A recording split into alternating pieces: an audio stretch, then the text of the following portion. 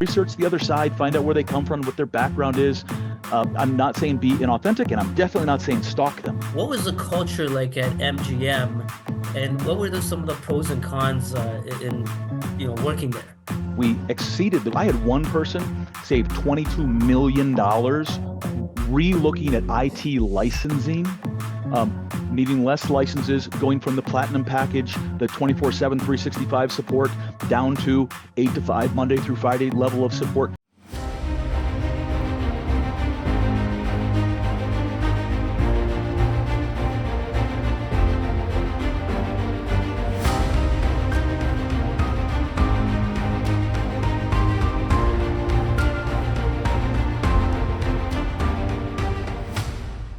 Good afternoon, everyone, and welcome to another episode of the RK Leadership Podcast, where we help empower tomorrow's leaders through sharing of knowledge, experience, and inspiring stories. I'm your host, Rob Cameronpour, and my special guest today is Mike Inman, and he's currently a B2B negotiation trainer at Tableforce, and he spent over 4.5 years at MGM Resorts. Before I pass it on to Mike to kind of give us a more background about himself, I wanted to take this time to say thank you very much, Mike, for being on the podcast today. And I look forward to some of your insights and wisdom with the audience today. I can't guarantee wisdom, but I'll share my insights. I'm pretty good about being raw, and I've had some interesting experiences, or at least that's what people tell me. Maybe other people can learn from. Awesome. Thanks, Mike. So why don't we start off by me asking you, what is your story and how did you get into leadership? Yeah, so I'll reluctantly say I was into leadership. I just kind of fell into my career. I started off as an engineer, and I couldn't find a job as an engineer, and I ended up in sales. My grandfather was a salesperson. He always had a nice new car, didn't work a lot of Fridays, played a lot of golf, that life of a salesperson. And I did that for about 3 years before I realized that I was average. And I didn't want to be average. So I worked with my peers. I did a survey and I worked with my boss on how I could get better. And what came out of the survey and some of his feedback was everybody on the sales team had been in purchasing before they went into sales. And I didn't understand why that was important. And he explained why understanding the other side sheet of paper is important. And he happened to know a hiring manager over at General Motors who was hiring buyers. And he said, if you'd like, I could get you a job as a buyer. And I said, well, how long would it take me to figure out the other side sheet of paper? Thinking I wanted to be a great salesperson. And he said, oh, a year or two tops, you'd figure it out. And so he got me a job in purchasing at General Motors so I could understand how to be a better salesperson. I understood the buy side then. And I did that for a little while. I beat suppliers up negotiating. I mean, I had big volume behind me. I had a big name behind me. I had a system behind me. And I was good at abusing salespeople. Because I understood the salesperson's sheet of paper. I understood how to feel the pressure. End of the month, end of the quarter, end of the year. If I could negotiate, I would have much more leverage with a salesperson. And I was abusive for about 6 months before I woke up one day and I said, you know what? I can't do this. I can't take advantage of people for a living. That doesn't feel good. It doesn't matter how many awards you win and accolades you get and pats on the back.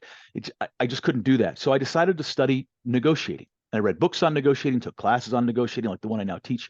And I went from a buyer to a manager to a director in the GM system very quickly. I was in the high pot program, but moved along, finding my own opportunities.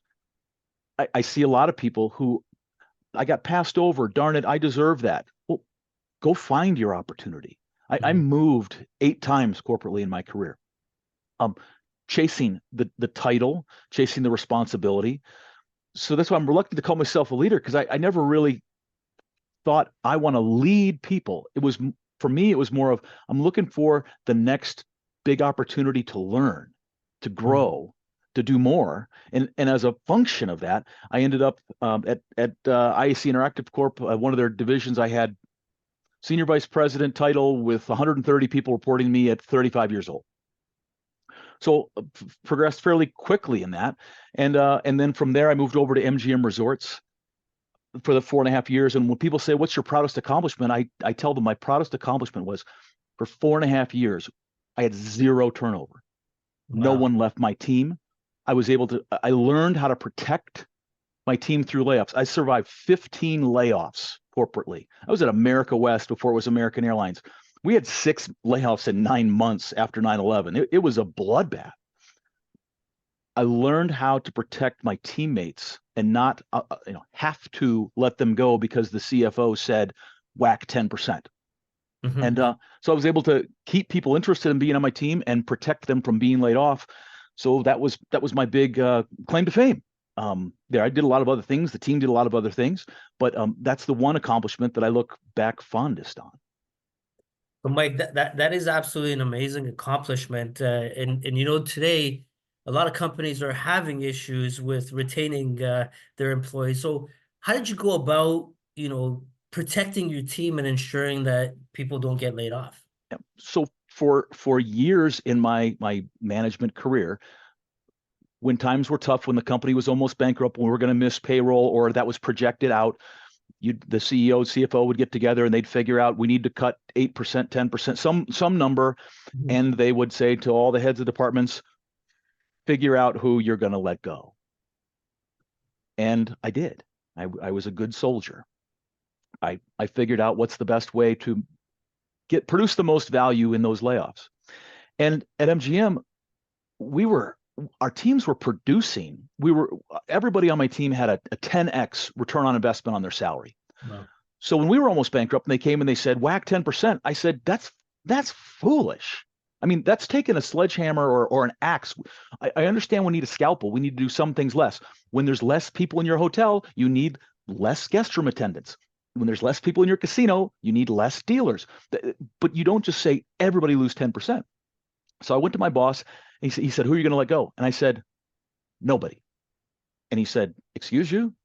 And I said, yeah, I wanted to look at this differently. You give me a cost savings goal, and you let me protect my people for 1 year. And if I don't hit it, you can fire me. And he looked at me and he said, Corey Sanders was in charge of the layoff at the time. He said, Corey will do it, don't you? He'll whack you. And I said, I know. But that's the risk I'm willing to take because my people are really good and I've seen the history with them. You just give me a savings goal and I'll go hit it. And if I don't, I'm out. And we did it. We exceeded I had one person save $22 million re-looking at IT licensing, needing less licenses, going from the platinum package, the 24/7, 365 support down to 8 to 5 Monday through Friday level of support. There's operating decisions that a company can make, greatly reduce their costs without really greatly impacting people's lives or the product. So, when you have a person who makes $100,000 a year, save 22 million, that protects a whole lot of people in the organization. So we did that. And then we had another layoff and I said, just give me my number. And I'm not whacking anybody. And we did it again. So that made me happy that I learned how to not be a good soldier and say, okay, I'll go whack people, and say, no, I'm not whacking anybody. I'm going to push back politely, professionally, of course. But to say, let me produce more value than just taking the headcount out. That's right. And that's amazing, Mike. And, I pose a question on my content on my social media, and there's a lot of times where leaders are so scared to push back against, their bosses because the first thing the fear that comes in their head is, oh, I'm going to lose my job. But your job is to protect your people, right? Well, it's part of your job. I mean, ultimately your job is to produce value for the shareholders. Like if we want to do corporate speak, correct. There's people who've invested in the company and they expect a return that could be short-term, long-term, could be financial, could be goodwill, could be lots of things. But that is the end goal. And then there's how you accomplish that is leadership decisions. Absolutely. So, Mike, I'm sure a lot of people want to know this. What was the culture like at MGM, and what were some of the pros and cons in working there? Yeah, my fond memories. So we own the Bellagio, the finest of 5-star resorts, the best of everything, and we own Circus. Family oriented, a little lower budget. Did have a great steakhouse. I think they still do have a great steakhouse there. Excalibur and Circus at that end of the market would steal each other's towels and linens from the there was a little bit of that kind of competition going on. It was described to me by a person I greatly respect and actually just spoke to earlier today as even though it's clean, it's a clean operation, everyone's got gaming licenses, the old school is gone, but it's a family. Yeah. So if you are a captain of a squad and you are protected in a family mentality, and again, this is the legal side, but the culturally, if you are on the CEO's team, if you came from the property where the CEO came from, and you know each other, you've worked for each other, you are protected and you could have a little more discretion in trying things. And if you didn't have a very senior leader as your protector, you were always at risk. I didn't know that at first. You talk about being scared. I scared my boss greatly in one of the first meetings I was in. we were trying to bring all the properties together, 10 strip properties, formerly 3 companies owning the 10 strip. So culturally very different. Back at the House of Bellagio, you sit and wait. There's Picassos on the wall in the waiting room. And I don't think they're fake. Now they're small Picassos, but you're sitting on a couch and you're just right next to it, like a museum piece.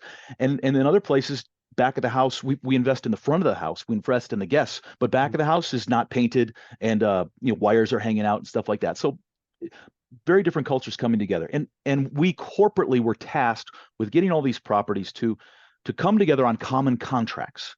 So an example like brooms, just why do we have 10 different broom contracts? Let's have one corporate contract and with all that volume and get the best brooms for the lowest price and go. So there was a report that came out that one of the properties was beating the corporate deal. They had found better pricing than corporate did. So we got called to task. So we're in this meeting and we're getting yelled at that we're not doing our job because here's this little property and they're running around and they got better deals than you. You guys don't know how to negotiate. You don't know anything. How is that possible? And I said, let me tell you how it's possible. They took the corporate contract. They went to the supplier that lost and they said, beat this number and I'll give you the business. And the supplier, having lost all the business, went, okay, here's whatever number you want. And that's how they beat it. But I did it in a very assertive way to a C-level person. My boss at the time was a CPO, and she was looking at me like, you're going to get us both fired. Like, shut up. And Corey happened to be in charge of this project also. And first meeting with him ever. And again, he's got a reputation for being tough. And he paused, and he looked at me, and he said, you're right. We lack discipline. The properties are going around you, and that's what's happening. And the little voice in my head said, yeah, I know I'm right. But really what was going on is I went, whew, thank goodness I was able to convince him that I was right before he didn't like my attitude and said, on with you. That's so, right. But I had another boss at MGM start off by telling everybody, your job is to do what I say. And I walked out of that meeting and there was another guy that I worked with, Brian Hanlon's his name. And we're walking down the hall and I said, Brian, he's going to make a mistake. I'm going to tell him. Now, I may not call him out publicly, but I'm going to pull him aside. I'm going to say, no, this is not the right thing to do. And here's why. I am protecting you. I am trying to make you look good, but I'm not just going to do what you say. Yeah. Now, going back to your comment about, people kind of being afraid of their boss or of situations or taking risk. There's a lot of people out there like that, and I can't blame them. I'm weird. I'm a unicorn. I take risks. I do weird stuff. This is a Sunday. You and I are talking because I love what I do and I love helping people. And other people are like, no, why would you go the extra mile? Why would you work outside your work hours? They're probably right. I spent a lot of time I should have been spending with my family and other things. But I took risks, calculated risks, risk with approval of myself and my wife to make sure that it was right for us.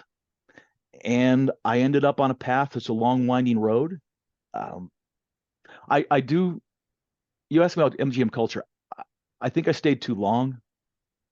I was the guy who served the Kool-Aid. This is great. We own the Bellagio, and it's the best in the world. And one day the Kool-Aid stopped tasting so good, but I served it to all the team. And then one day I woke up feeling naive, And then one day I woke up feeling stupid.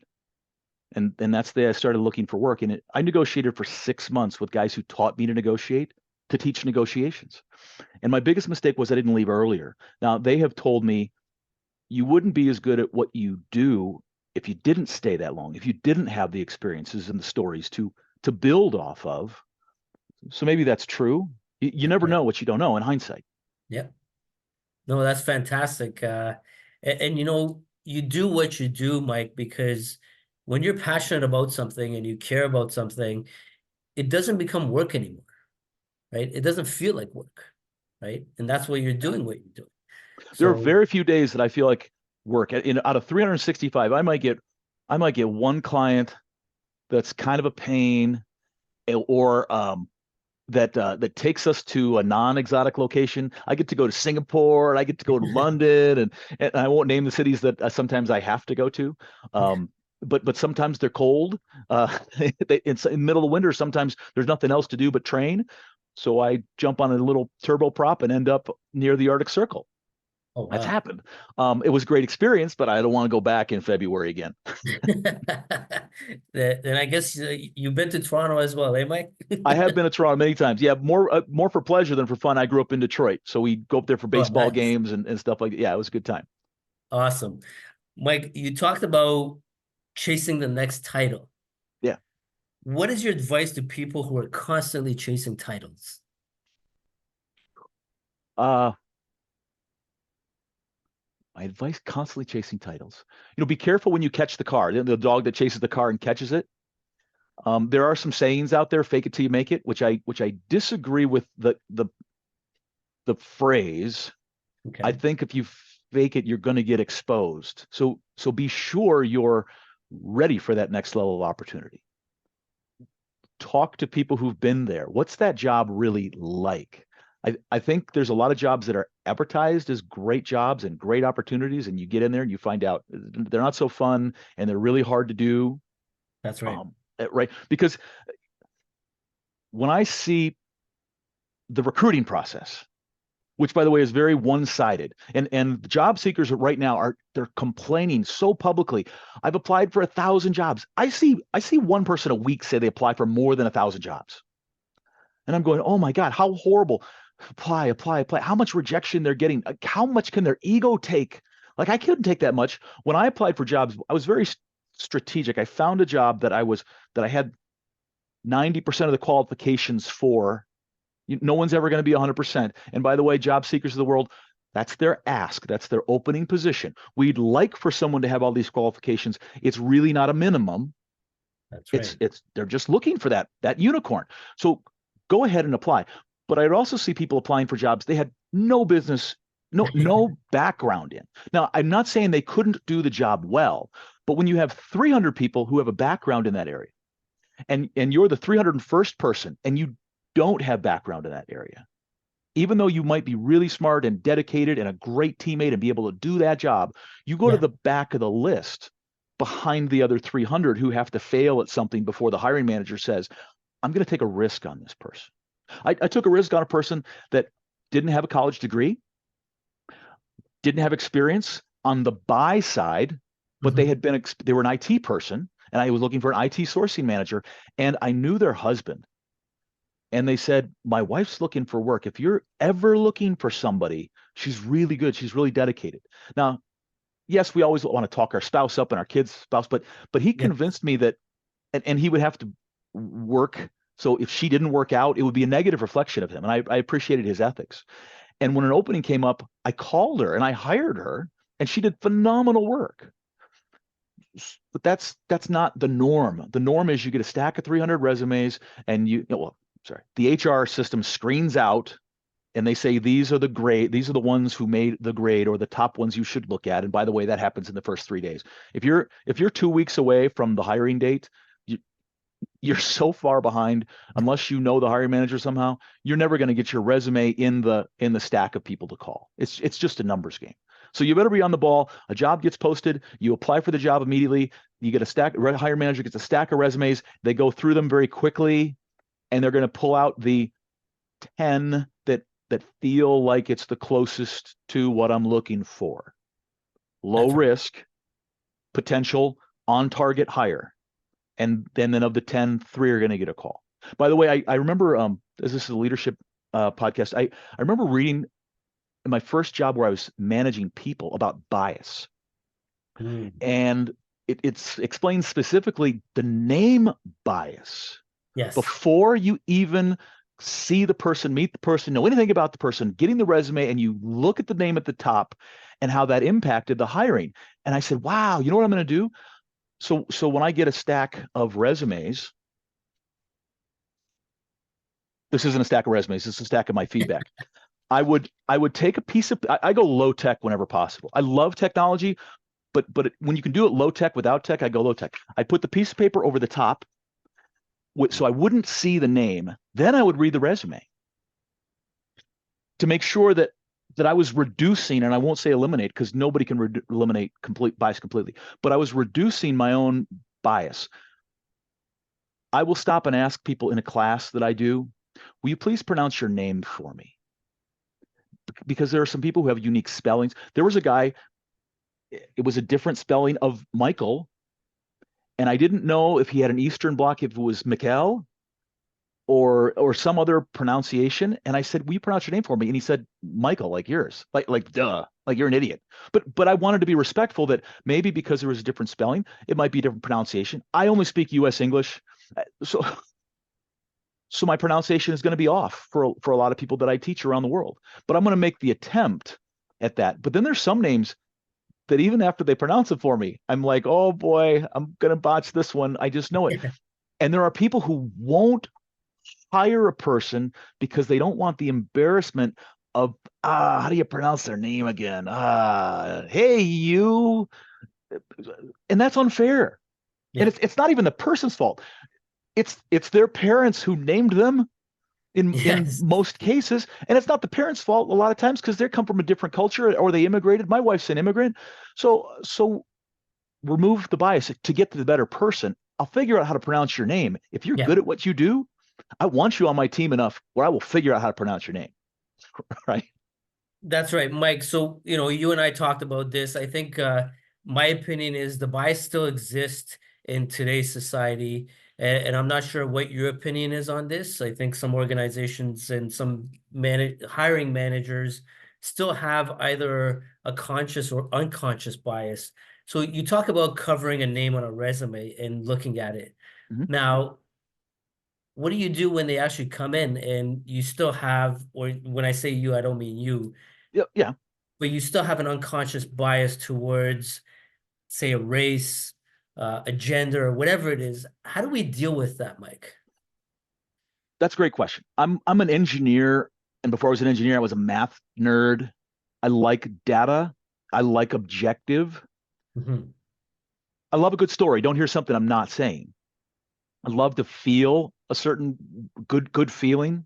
Yeah. But when it's about business, my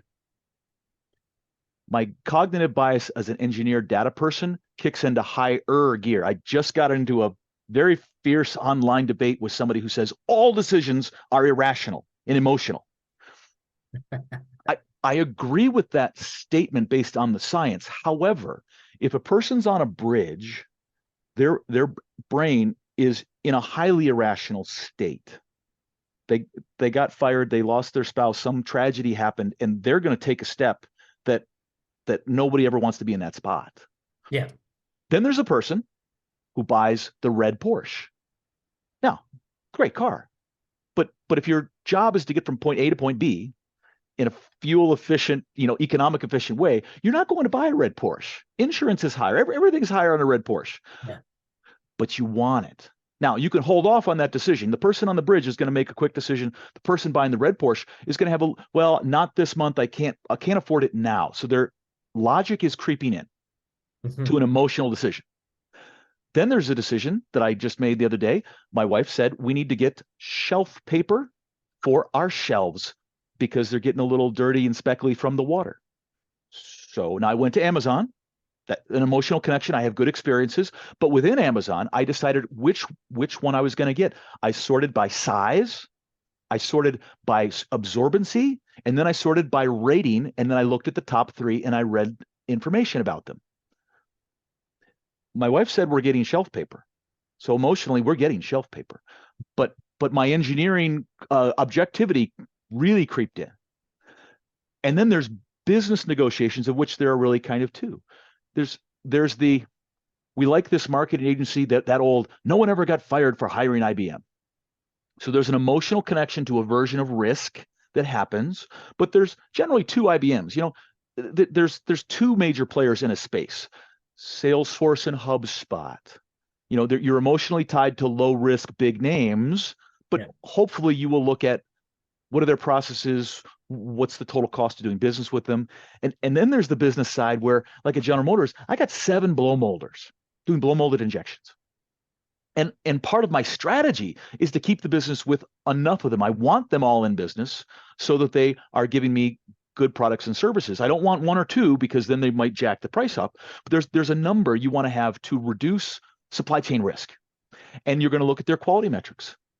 Who just opened a new plant and we don't have enough data on them? Who's closer so our logistics costs are lower? These are a team of people with financial backgrounds are looking at supply chain decisions in a very objective way. They still have favorites, but the emotion goes down and the objectivity goes up in that type of decision. So I think similar to bias, we all have some of these biases that creep in. The question is, are you aware of them?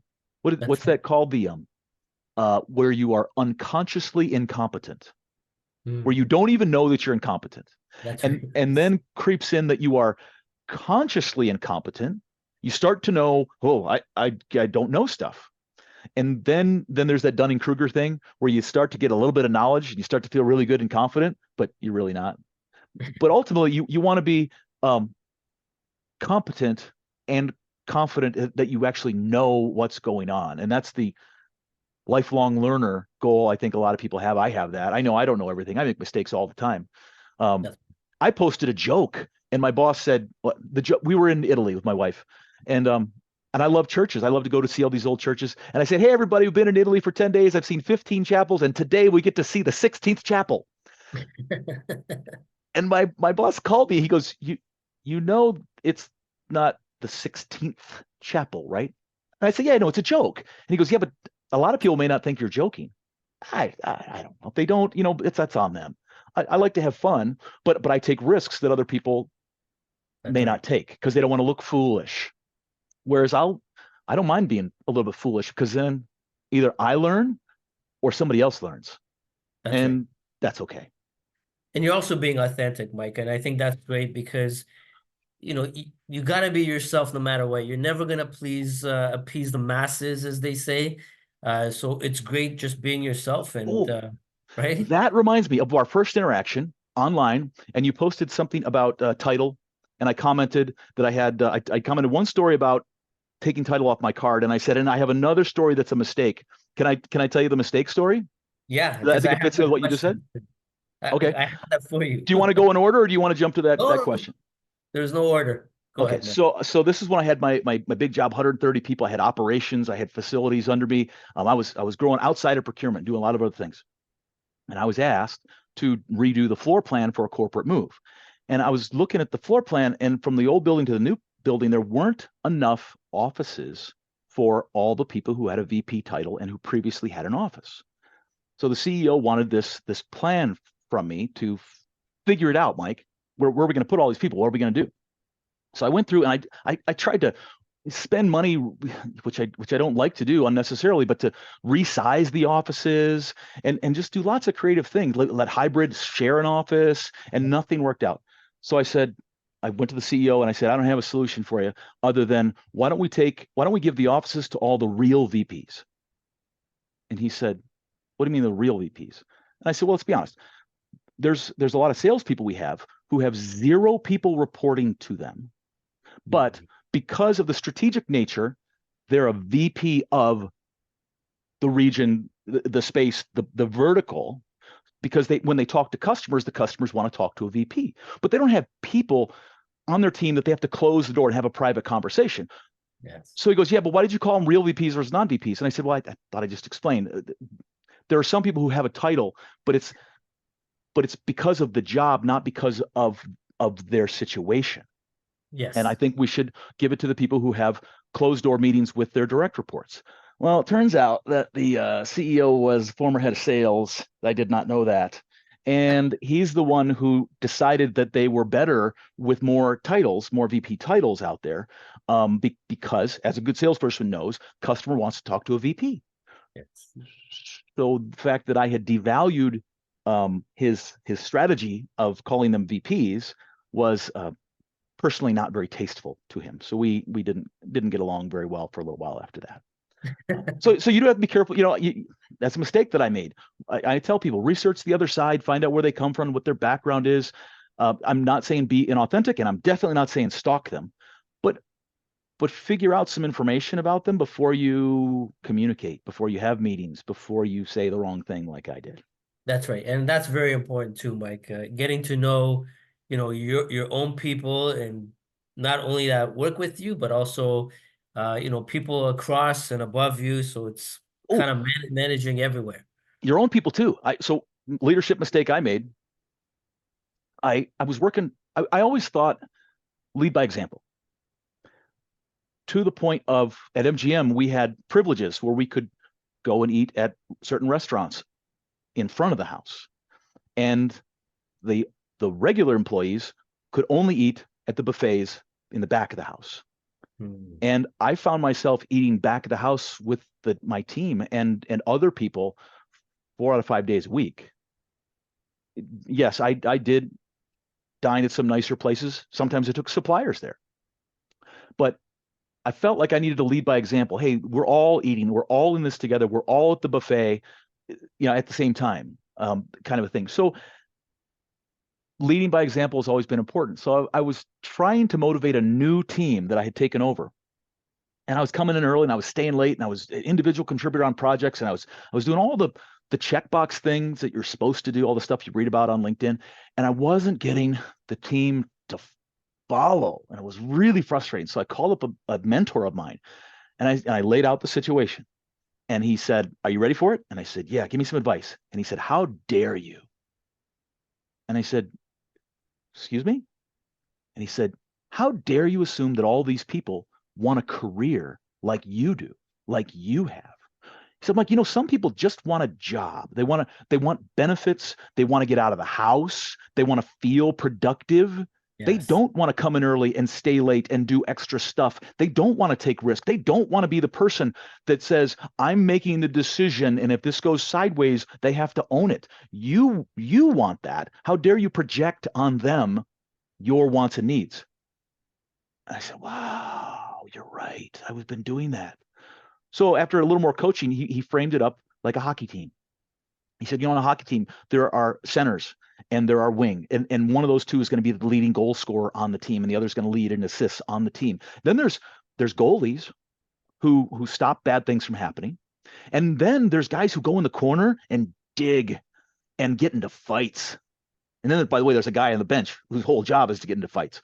And then there's guys who stand in front of the net and get 100-mile-an-hour slap shots fired their way, and their job is to knock them down. And they're going to get hit with the puck a lot. It's not a fun job, but they get paid well to do it, and they like to do it. That's right. So he said, you got to figure out what everybody on the team wants to do, what role on the team they want to play. And then you, as the lead of the team, have to figure out how to get them those jobs. So we did that. We had a meeting. Okay, come together, everybody. I'm going to bare my soul. This is what happened to me. This is how I got here. I want us to be like a hockey team, but I don't want to project on you what you want. So if you want a job where you come at 8 and you leave at 5 and you don't have to worry on weekends and nights, I got some purchase orders that need placing. I got some phone calls. I got some supplier qualifications. I got some very tactical level procurement stuff that needs done, and I'll get you more of that work. And if you want a promotion, if you want a raise, if you want a career, if you want visibility, I got some projects that you're going to own, and you're going to go in front of internal customers and say, this is my recommendation. I am going to challenge you, the person. I'm going to challenge internal customers.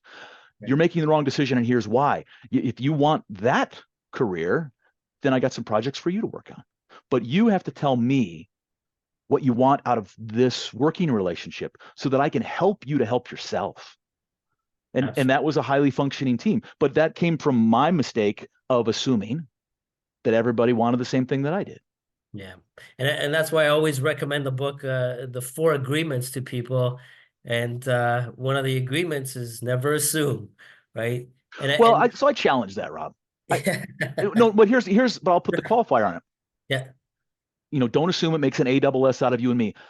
I think we should assume, but we should challenge that assumption ourselves. We should ask questions about it to say to somebody, hey, listen, I'm assuming that you want a promotion. And if they go, in fact, I've had 2 people in my career say, I don't want a promotion. I just want to work. One at MGM. Our boss gave up this passionate speech on how, to get that raise, to get that promotion. And this guy, in his uncle was one of the Beach Boys. And I think he had some family money off the side, and he raised his hand and he said, well, what if I don't want a raise and a promotion? And everybody looked at him like, that's the dumbest thing to say out loud. But God bless him. He said it. He just said, I just want a job. I just want to come to work. I want benefits. And I want to say that I work at MGM.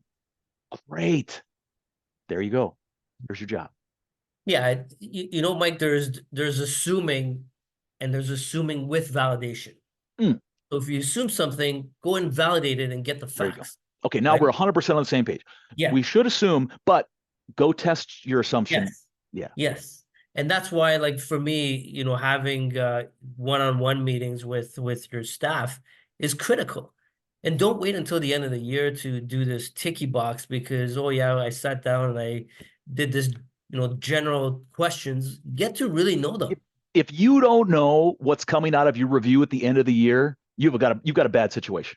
Yes. You should know when your boss is mad at you that day. That's that week, right? And you should know when your boss is happy with you. Now, it's a 2-way street. Your boss has to be open and transparent and tell you, and you have to be looking for the clues because sometimes bosses are just busy. They don't have time to say, hey, Rob, that was great. Thank you. It can be, good job, Rob, and on to the next thing because the boss has 300 emails to get through. That's right. It's like recognition. Recognition has to be timely and specific. You don't wait until the end of the year to recognize somebody. Oh, by the way, you did a great job 5 months ago on something, right? Yeah. But say the one-on-ones, I had a situation where a negotiated agreement. They joined our team. They said, but here's my problem. I have to take care of my son on the weekends. So arriving at work Monday at 8 and leaving Friday at 5 are deal killers. I can't take the job. And I said, okay, I'll make a deal with you. You can show up at noon on Monday and you can leave at noon on Friday. But when I have a crazy idea I want to run by somebody, when I have a special project that needs after hours attention, you're going to be on the hook to make up for the time that you're not here. And they said, yeah, no problem. As soon as my kid goes to bed, I'm just watching TV. I'll do it. So about 3 years into that relationship, one of my other star performers, they both ended up as manager of the one manager of the year. One was a runner up for manager of the year. So they were both star performers on the team.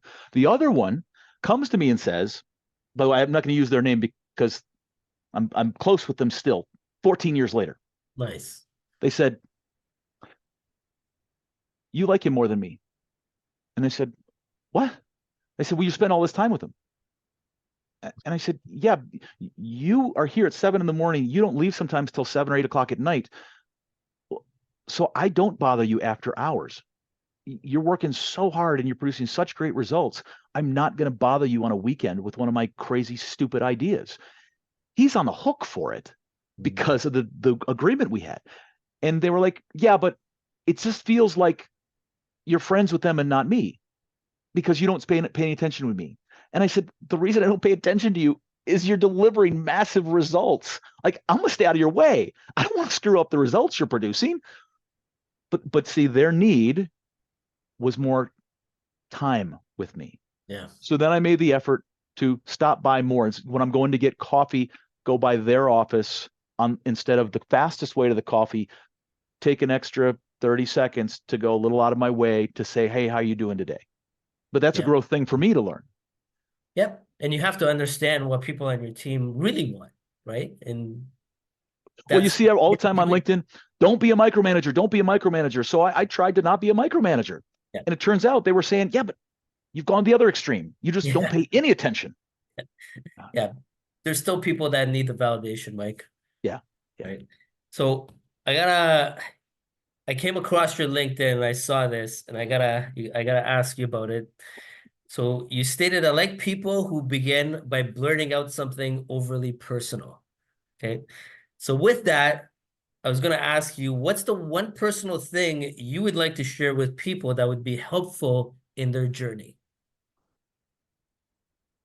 In their journey. Rob, I don't want to encourage anybody to make a mistake just because they're following some advice that I said. I see a lot of advice on the internet and I'm like, this is wrong. And then you look at the person's bio and they have no legitimacy. They've never done what they're giving advice on in their life, but it sounded really good. That's So I right. got to be careful. I don't want people to just say, well, Mike said to do it, so I'm going to do it.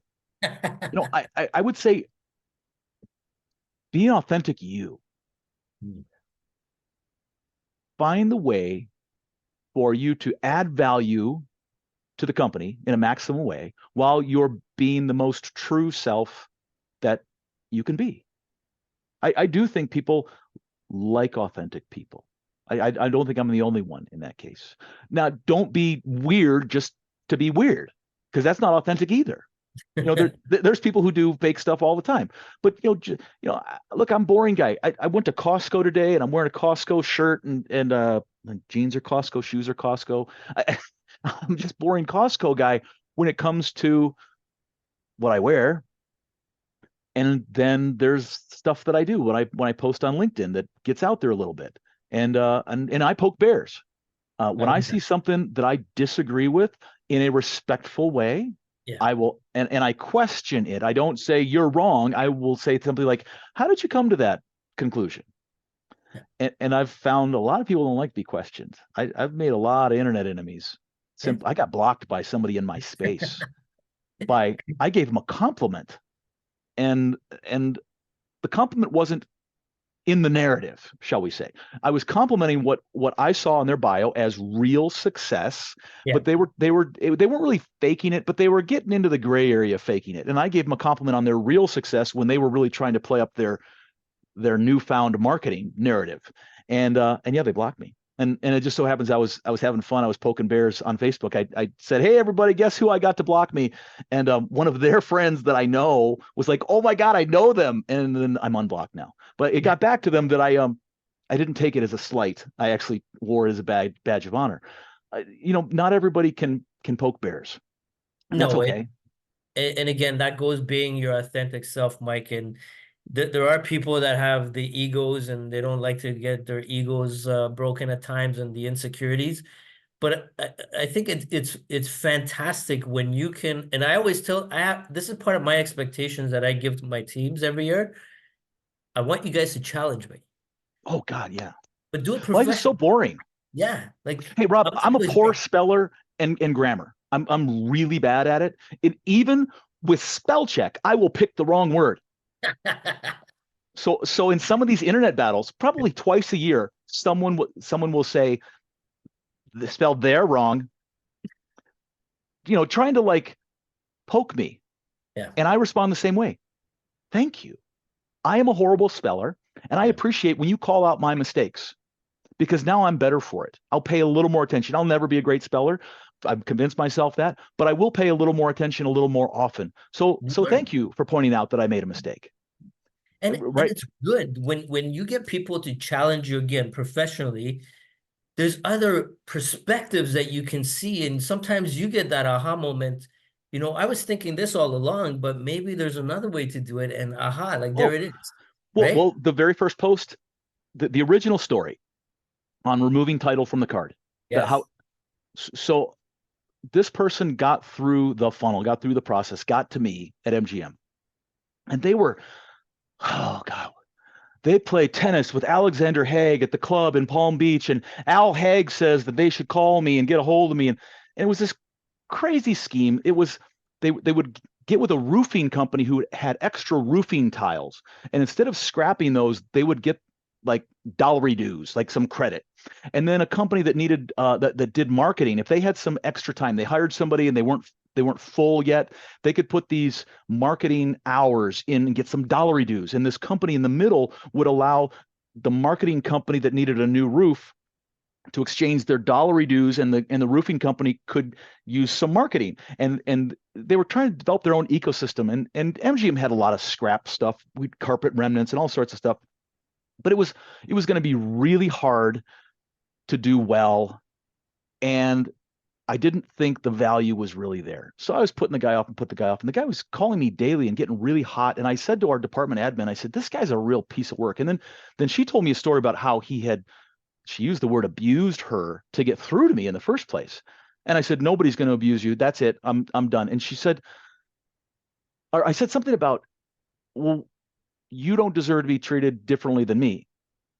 Because he was being nice, he was a pest, but a polite pest. And apparently he had been fairly abusive with her. And she said, Mike, why do you think people are nice to you? And I said, I don't know. It's just because I'm worthy of being nice to. And she said, Mike, they're nice to you because of your title. Now here's a teammate telling the boss that, right? So I love that she could tell me that. Yes. And the little voice in my head said, what if she's right? How do we test that? Engineer, data. So I had business cards made up, took the title off my card, and started handing those out in meetings. And it's amazing not having a title to be able to say, here's what I think, and everyone say, oh, yes, yes, yes, yes, yes. To say, here's what I think, here's why I think it, and have people go, let's think about that. Let's consider that, in a way they don't do when you're the boss. Yes. Or when you're the client, when you're a title at the client, and all the salespeople say, yes, yes, yes. Now all of a sudden there was pushback. My ideas had to be better. My communication about my ideas had to be better, because I didn't have title as a crutch. I went to a convention, meeting all these salespeople at a convention, passing out cards. One of our directors of diversity came back and she said, Mike, I just heard the funniest thing. You're going to get such a kick out of this. One of the vendors that you just met said, hey, that intern Mike, you should hire him because he's really good. He thought that you were an intern. And my first thought was, oh my gosh, I'm young enough to be an intern. That's great. But then I thought, well, yeah, I did have a very interesting discussion with them. And they thought highly enough of me, of my ideas, to tell them that they should hire me because I didn't have a title. So clearly I was an intern. That's weird to not have a title on your business card. Again, I do weird stuff, but I learned from it. I learned you have a title sometimes as a crutch, and how to have better ideas, better scripted ideas. I was better off for not having the title. Yeah. And that's a great experiment. And, I would love to see other people actually do this, because there's a lot of judgment and biases out there that really hinder the real decisions that need to be made based on what reality is versus what you're assuming. Oh yeah. Well, just like I said, we didn't have to fire anybody. I pushed back on a C-level person. Not going to do it. Right? Do you know who you're saying no to? Yeah, I do. But let me explain why I'm saying no, and let me explain why they'll like it better. They haven't thought of this, and I'm gonna tell them my opinion. But take that to an extreme. If nobody had titles on any cards, in that world, I would argue that maybe our ideas are better. But can we? If everybody is a unicorn, if everybody's different, then nobody's different. I don't know. I'd love to game theory out what the world would look like if we didn't have title. We just said, you work for ABC company and your job is, do you even get to say marketing? Do you get to say HR? Do you get to say sales? At some point you have to have an accountability factor. Yes. I think that, the structure needs to be there, and some sort of hierarchy in terms of, who's accountable for the final decision. But again, it is an interesting, experiment, because I feel like people will give you the time of the day if you've got a certain title to meet them, if you email them. But if you don't have that title, they won't even respond back to you. Banking industry, notorious for it. Title inflation. Everybody who, at one point, I don't know if it's still the case, at one point, everybody who was a customer facing employee at a bank was you were either a teller or a VP. If you were selling loans, you were a VP. Yeah. You're a salesperson selling loans. You're the loan specialist, but you're a VP That's if right. you're at the branch in that role. Yeah. Is that a real VP? Yeah. Yeah. And like you said, Mike, I don't really get the people that have those kind of titles, but they're not leading people, right? If you're just leading a portfolio, being a VP of something, again, to me, it's that it's like and I always say you don't need a title to lead, and a title doesn't make you a leader. But I think in an organizational structure, when you think about people with those titles, they have big teams under them, right? Right. There were some people who were less than enthusiastic about me removing my title that were at my level or above. I had challenged the system and devalued the title, if you will, by saying I don't need a title to be successful. Yes. They worked really hard to get their titles. I remember one time I got a little bit of a raise, a little bump. I got my own personal parking place. And at the time, I was one of the first people in the office. I was there 7 o'clock in the morning. So I had upfront parking just by nature of being there early. So I went back to my team and I said, hey, everybody, guess what? We just got something. We got an employee of the month parking place. We're going to figure out how to award it, but that's going to be the award. The employee of the month gets the parking place. Now let's figure out some metrics in place. Are we going to vote on it? Or, what's the accomplishment that gets the employee of the month? Later that afternoon, I get a call from one of the VPs. Hey, I heard you got a parking place. I did. Yeah, I heard you gave it up. Well, I didn't really give it up. I'm just giving it to the team. He goes, I worked 8 years to get a parking place. And now my team wants to know how come they don't have an employee of the month award. And I'm like, hey, dude, you manage your team. I'm gonna manage my team. If you want to give it up, great. If you don't want to give it up, great. Figure out a different way to accomplish it. But this is my team. I'm gonna run it the way I think is right. As long as I'm above the ethical line, go do what you need to do. That's right. Didn't always make me friends by being different. And so that's what I want to caution people when I give advice. What works for me may not work for you. And there's risks associated with following my advice. I don't ever want to, I want to encourage people to try. Yes. But I don't want to encourage people to take on unnecessary risk. I don't want someone else to be fired. That's my heart would just break if somebody said, I followed your advice and didn't work out. I would take it personally. Yeah, you still got to be comfortable with yourself and what you're comfortable with. Like you said, your own risk tolerance. Not everyone's going to be Mike, right? Yeah. There's only one Mike. Let's hope. Yeah, you can tell people certain things. You can give your opinion, advice, but they can learn from it. They don't have to go and copy Mike. Right? Yeah, take from it. If anything, yes. That's one thing I also did fairly successfully in my career is to take from other people things that I thought worked and put it together. It's like those pictures with the dots in the matrix. Right. There can be some really weird looking pictures with dots, but if you can be a master artist and put those dots in the right places at the right time, you can paint a wonderful mosaic. Yes. But you have to be able to analyze what other people are doing and then assimilate it and figure out when you're going to do it and how you're going to do it authentically. You can't just copy somebody. That's right. We've talked about. That's right. And I do think there are some people who don't even know what they're doing. They don't strategically do it. They don't put thought into it. It's just a natural thing, or it's just a random event. And you can look at it and go, wow, I see what you did there. That was amazing. Great idea. And they go, huh? It was just a randomness that crept in somewhere. So I think we got to be careful about over prioritizing things we see. Just pay attention to what's going on. Yes. And then figure out a way to use it. That's right. Awesome. Well, thanks, Mike. Before we're almost at the end of the show. Before we end the show, we've reached my segment of rapid fire questions. So I'm going to Ooh, ask you a series of questions, okay. and you tell me the first thing that comes to mind. So what is the best advice that you ever received? Best advice I ever received.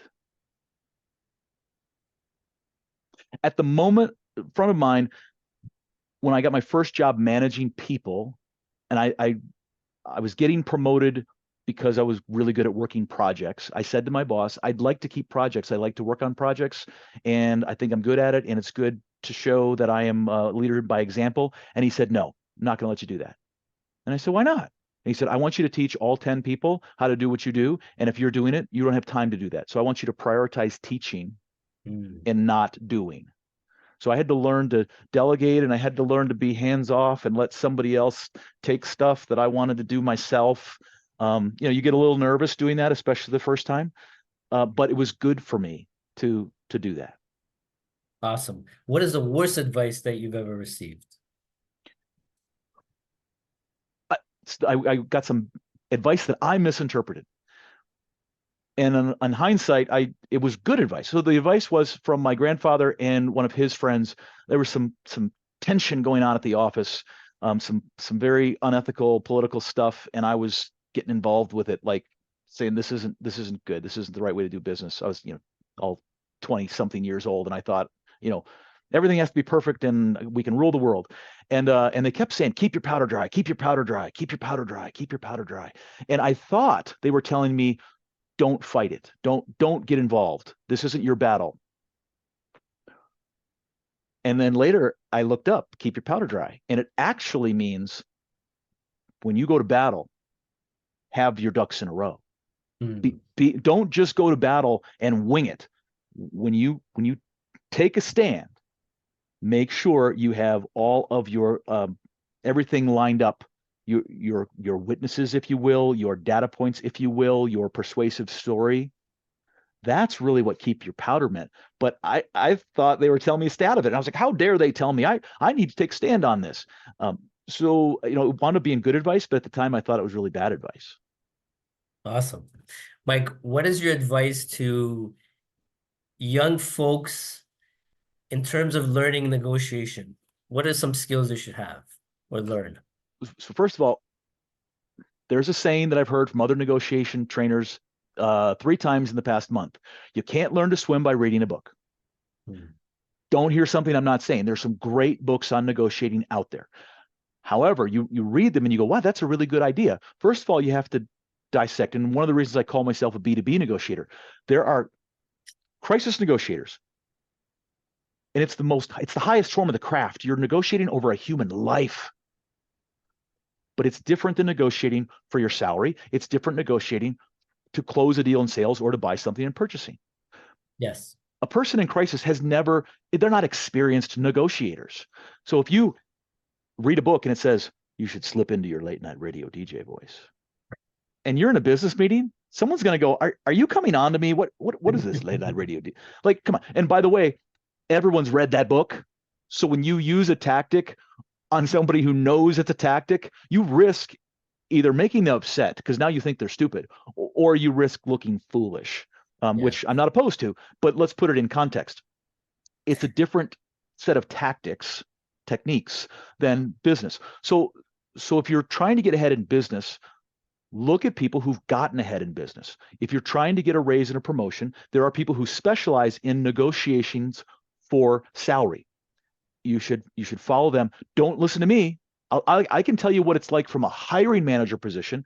I have advised salary negotiators on how hiring managers look at a person approaching them. There's some really good content, but don't read a book on crisis and think you're going to trick your boss into giving you a raise. It's just not going to happen. So figure out the type of negotiating that you're doing. Legal negotiations are very different than business negotiations. Yes.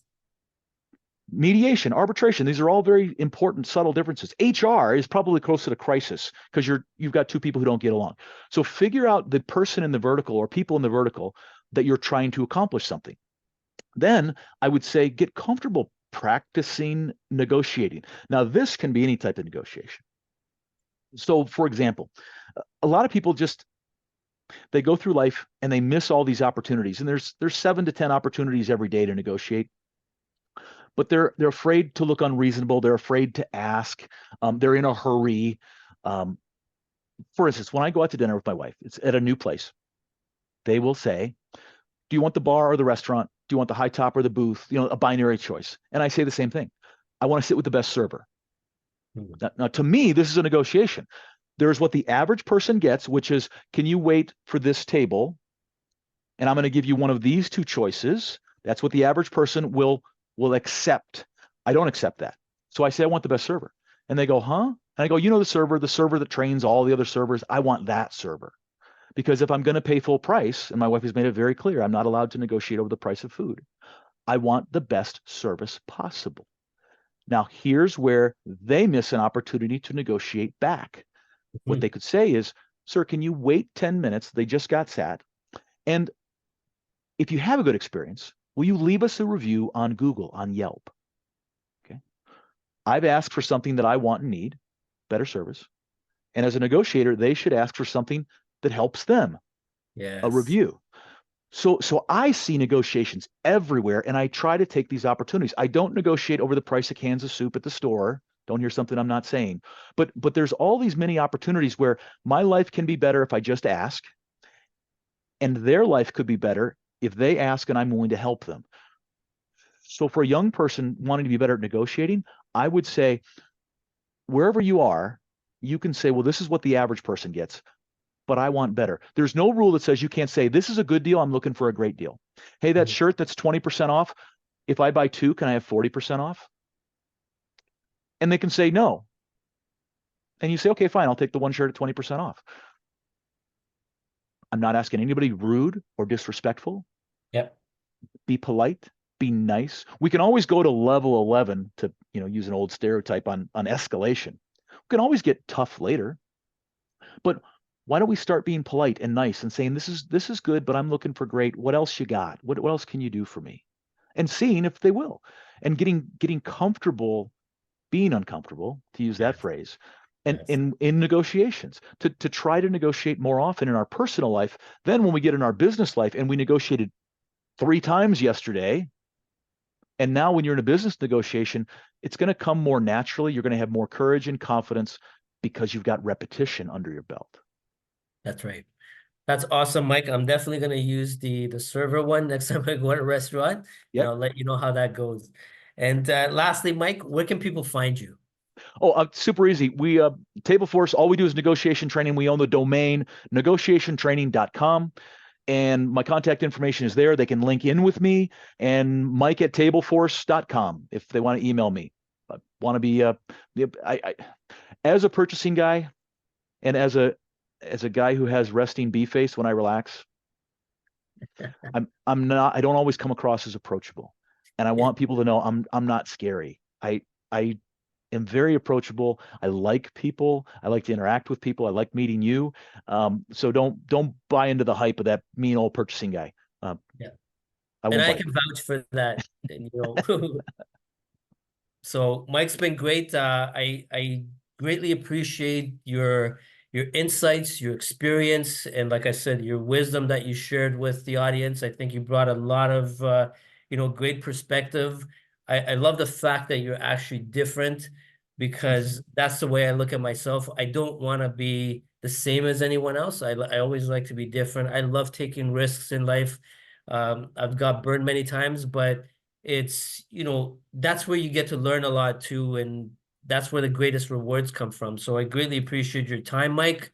And for those who are watching, and if you have any questions for Mike, you know where to find them. You can drop your comments and questions below, and I'll make sure it gets to him. Once again, thank you very much, and we'll see you in the next episode. Take care, everybody. Thank you, Rob.